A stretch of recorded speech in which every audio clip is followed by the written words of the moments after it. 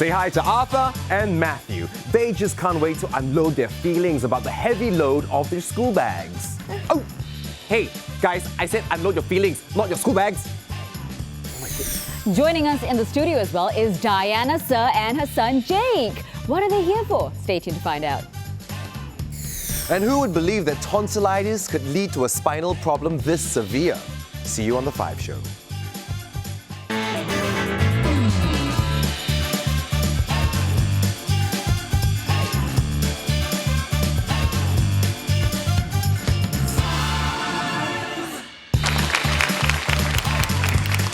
Hi, I'm Yasmin. And I'm Man Life. Thanks for joining us on The 5 Show. Now it's the last day of the school! Yay! Woo! Now to all the students watching, we want to say happy holidays. And parents, maybe you can take your kids to the Masak Masak exhibition at the National Museum of Singapore. It starts tomorrow. Can it be last day of school for me too? No. Okay. Moving along, they're certainly looking for some chill time now that mid-year exams are over. Must be a huge load off their backs, right? You know what's off a huge load off their backs as well? Their school bags. With us tonight to talk about heavy school bag woes are two of the Spelling Armadillo cast. We've got Arthur Yu and Matthew Lu. Hi guys! Hey! And also we have the gorgeous Diana Sir with her older son Jake. Welcome, welcome. Hello! He's so cute, oh, so shy. And of course we have our expert, Dr. Bernard Lee. A very warm welcome to the show, guys. Okay. So, Jake, Arthur, Matthew. Before we talk about your really heavy school bags, we want to show everyone what your school bags are like, but we don't want you guys to carry them. We've invited a very special someone who will do that for you because he's really huge, he's beefy, he's like about the size of Godzilla. He is Manhunt 2012, Jason Chi. Hello, Jason. Wow, looks like a piece of cake for him. No. Okay, so we're going to weigh your school bags. Do you guys know how heavy your school bags are? You do? Okay. Wow. Does your mom weigh your school bag every day? Like, okay, can't pass. Anyway, we're going to weigh all the school bags. Jason, could you put, let's see now, Jake's school bag first to weigh? Okay, let's see how heavy Jake's bag is. How heavy do you think it is? 4.3 kg. That's really quite heavy. Almost like a pack of rice. Almost, Yes. yeah. Yes. Okay, Jake, which level at school are you at? Primary 3. Primary 3. Oh, Wow. you're not even primary 4.3. Okay, let's weigh Matthew's bag now.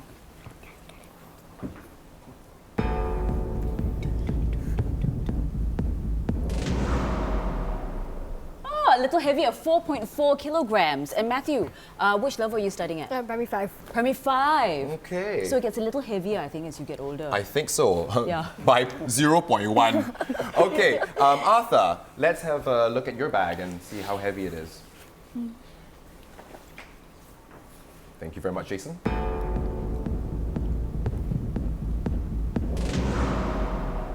Whew. Wow! 5.4. Yes, this is heavier than a bag of rice. Yeah. What do you have inside? Stones? Rice.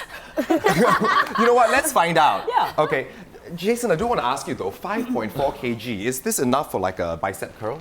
Actually, honestly speaking, it's quite a substantial weight for a bicep curl. Could you just show us, please? I mean, you need some gym time, right? Yeah. Yeah. It's actually quite heavy. Okay, now For a kid, actually. zoom in on the muscles.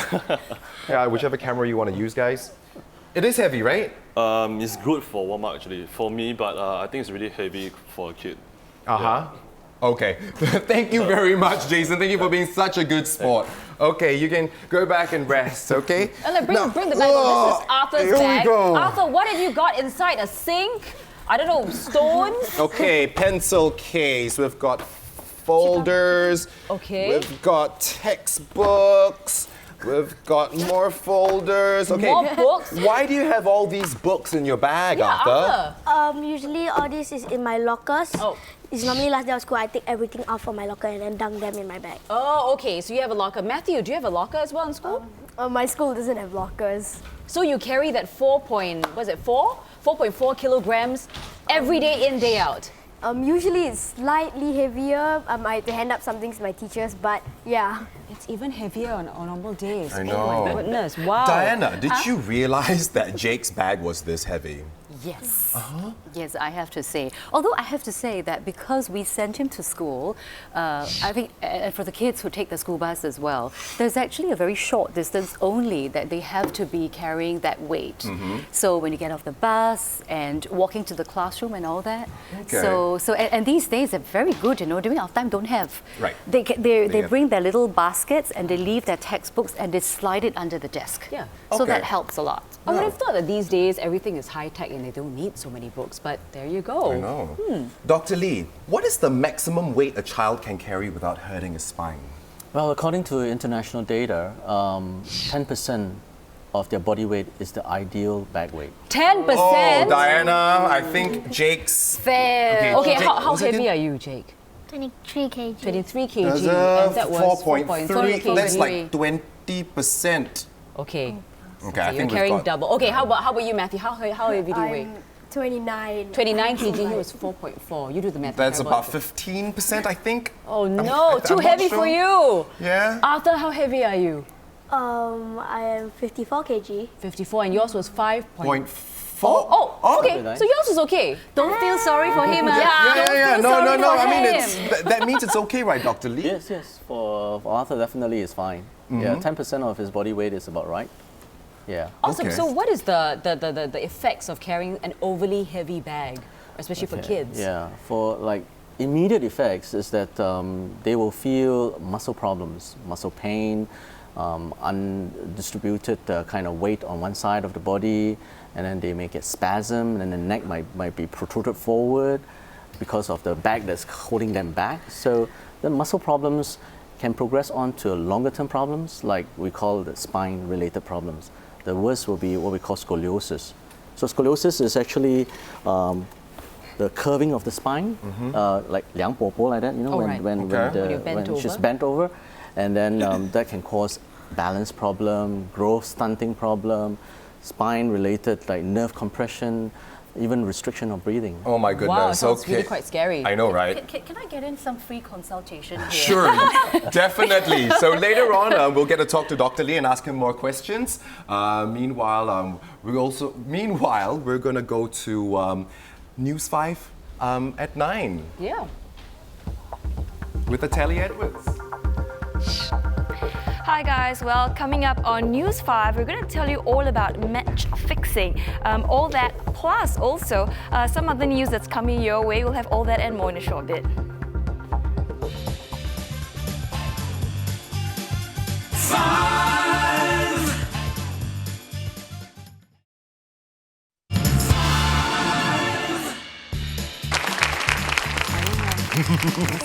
His shoulder. Oh. Welcome back to the 5 Show. It's all about spinal health tonight. Before the break, Diana, I thought you had a little question for Dr. Lee, right? Thank you. You mentioned about carrying the backpacks on their back. So I've got this very childish idea that one day they should carry on their back and the next day they should carry in front just to balance it up. Does it work that way? Yeah, that makes sense. Oh, were you serious? Yeah. That makes sense, what? Does it make sense, doctor? In theory, it sounds good, but the actual fact that it doesn't make any difference because Alamak. because most of our muscles are actually aligned at the back, and our back muscles are kind of created that way to be able to support any kind of load. So if you try to carry it in front, you have to kind of counter it. You have kind of actively try to push backwards to counter the weight in front. So it doesn't really have that kind of balancing effect that you think that may actually help. Okay, so, everybody at home, don't bother doing it. It doesn't work. But it was a good theory, Diana. It was a good theory. Up next is the story of Chia Sin Yu. Now, she has to wear a halo brace all the time, even when showering and sleeping, because the spine near the neck area is dislocated. And the cause of why she's now in this condition may just shock you. Chia Sin Yu was like any other 8-year-old child until she was struck by several unfortunate incidents that caused her to be in a spinal brace. It started with her tonsillitis, and then subsequently her lymph node got very swollen. A couple of weeks later, it still didn't get better. In fact, it got worse. Her neck was perpetually, slanted to one side, and she's always in pain. Sin Yu's mom took her to a chiropractor, and it was then they found out her spinal condition was a lot more serious than they had imagined. Sin Yu also revealed that she had been accidentally hit by a basketball in school. when a child has tonsillitis, the tissues tend to be a bit more weak. So when there's certain trauma, like in her case, maybe a basketball hit her head, that caused the neck vertebrae to get dislocated. No, I didn't tell my parents. Why? I don't want them to worry. Xin Yu was put through a series of scans and x-rays. They discovered a partial dislocation of the first vertebra, C1, plus a gap between her C1 and C2 vertebrae. Her treatment couldn't be delayed any longer, and she was quickly put in traction. If you try to imagine like ancient torture tool, where you have a prisoner on the bed, and then you kind of like just pull the head and pull the leg and kind of like stretch the body. I felt very agonizing. She was in traction for almost 2 weeks. After eventually getting out of it, Xin Yu was put in a halo brace. This device gives her a measure of mobility, but she has to wear the brace 24/7 for 3 months, even during sleep. The most difficult thing is washing my hands because you need a lot of preparations and, like for example, plastic bags and big tank. Why me? Why doesn't it happen to somebody else? Why is it just her? I guess it's something that we have to kind of like to face. We just do it. I mean, what else? She's really very strong. She's a very strong girl. Wow. I mean, who knew that tonsillitis could lead to a spine problem? Diana, I think you're very affected by this. I see, you're welling up. Did you know that, this could happen? No, it's pretty scary. I mean, all I heard was basketball, and you just see the braces. I think, we moms get a bit like that, so that's pretty scary. Yeah, especially you being a mom as well, right? Dr. Lee, can you explain simply, how this could happen? I mean, tonsillitis, all kids go through tonsillitis at some point. Yeah. The thing is that when the spine in the C1 and the 2, it will have a problem of instability after a very seemingly innocuous condition like a tonsillitis. But it doesn't stop there. So any kind of movement that creates instability of that C1 and 2 can actually result in what we call dislocation or subluxation of the spine.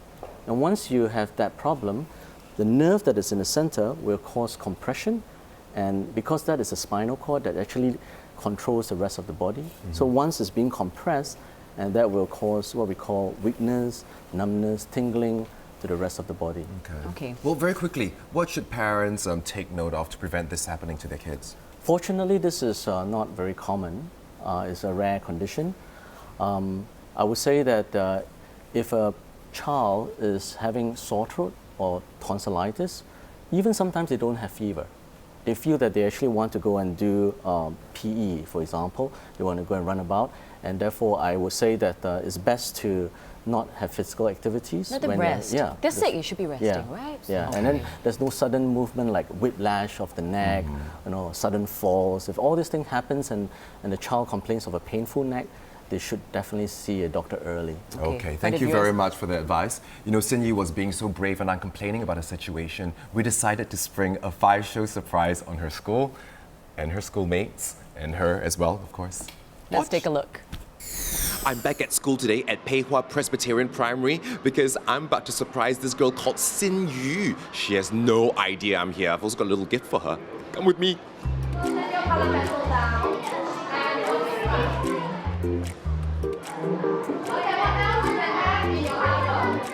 Are we ready? We're ready, right?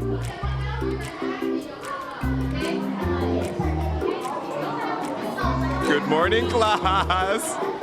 I'm looking for a girl called Xin Yu.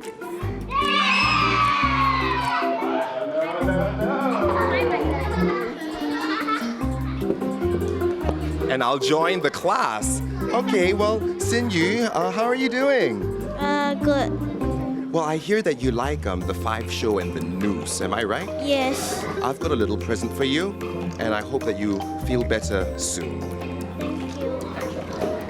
Do you like the flowers? Yes. Well, thank you so much for having me.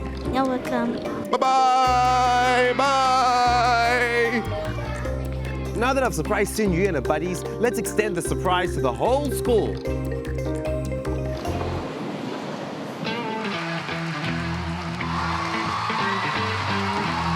Hello, everyone! Are you guys good? Do you guys watch me on TV? What shows do you watch? The 5 show. The 5 Show. And all of you are gonna be on the 5 Show. Everyone's quite excited and mad when everyone saw him. I'm really happy to see him, like face to face, and we are like so close. My heart jumped out of my throat. My whole body, it was just so excited. I would like to thank Enlai for giving me the flowers.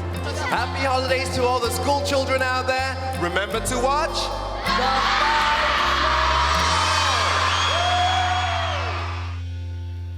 5 Wow. Enlai, I love Cindy's expression when she saw you walking. It was just like, And she was really, really sweet. It was really nice talking to her. And being at assembly, it was like a rock concert. so loud, right? Yeah. You know, let's talk to the Matthew and Arthur. Do you think you would like us to visit you in school? Yeah, why not? Yeah, why not? What do you mean? Well, yeah, why not? It should be a yes, come. Yeah. You're like, Yeah, definitely, please beg us now. Okay. Anyway, if you would like us to surprise you at school, drop us an email and just check us out on our Facebook page. And in a bit, Dr. Lee will be giving us some tips on how to keep our spines tip-top, and that includes advice for lovers of high heels. Yeah, what? Dinah wears high heels too. You wear right? them more often. Look, so high. Okay, they'll show you their feet later on. I'm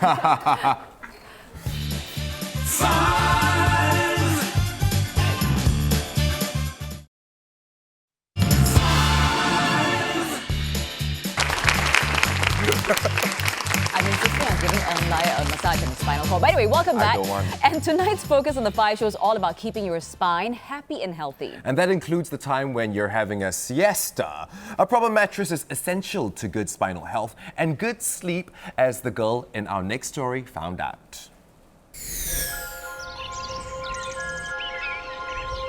Once upon a time, there was a girl who woke up every morning with a backache.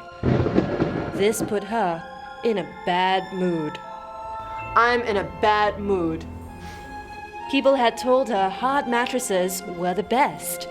But sadly, her mattress was actually too hard.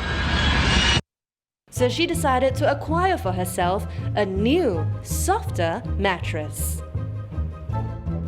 But her new mattress was too soft, and she was unable to even fall asleep.